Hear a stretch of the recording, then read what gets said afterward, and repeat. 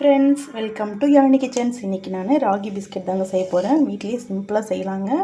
நான் அதுக்கு ஒரு 3 ஸ்பூன் நெய் ஆட் பண்ணி வச்சுருக்கேன்.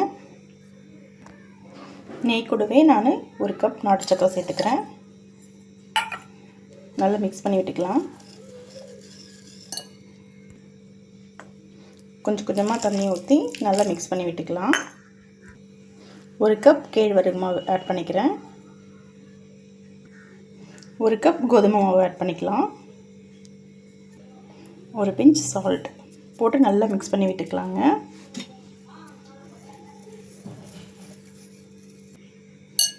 கொஞ்சம் கொஞ்சமாக தண்ணி விட்டு இந்த பதத்துக்கு பிசைஞ்சு வச்சுக்கலாங்க. பிசைஞ்சு வச்ச மாவை நான் கொஞ்சம் கொஞ்சமாக உருண்டையாக பிடிச்சி எடுத்துக்கிறேன்.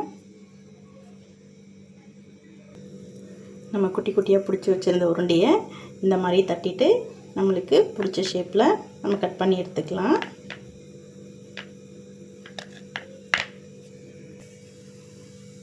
பார்க்குறதுக்கே ரொம்ப சூப்பராக இருக்குங்க. நம்ம இப்போ இட்லி பாத்திரத்தில் வச்சு தான் இதை வேக வைக்க போகிறோம். ஒரு 20 மினிட்ஸ் லோ ஃப்ளேமில் வச்சுட்டு வேக வச்சு எடுத்துடலாம்.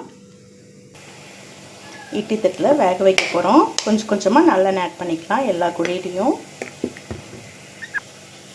அவ்வளோதாங்க, நம்ம எடுத்து வச்சுருந்த பிஸ்கெட் எல்லாம் ஒன்று ஒன்றா எடுத்து இட்லி தட்டில் இப்போ எடுத்து வச்சிடலாம். எல்லாத்தையும் எடுத்து வச்சாச்சுங்க. இப்போ நம்ம வேக வச்சு எடுத்துகிட்டு வந்துடலாம்.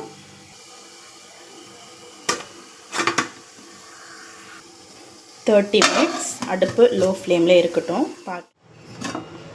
பிஸ்கெட் நல்லா வெந்து வந்திருக்கு. ஒரு பிளேட் மாற்றிக்கலாம் வாங்க. ராகி பிஸ்கெட் ரெடி ஆகிடுச்சிங்க. சூப்பராக ரெடி ஆகிடுச்சிங்க ராகி பிஸ்கெட். இந்த வீடியோ உங்களுக்கு பிடிச்சிருந்துன்னா லைக் பண்ணுங்கள், சப்ஸ்கிரைப் பண்ணுங்கள். ஓகே ஃப்ரெண்ட்ஸ், பாய்.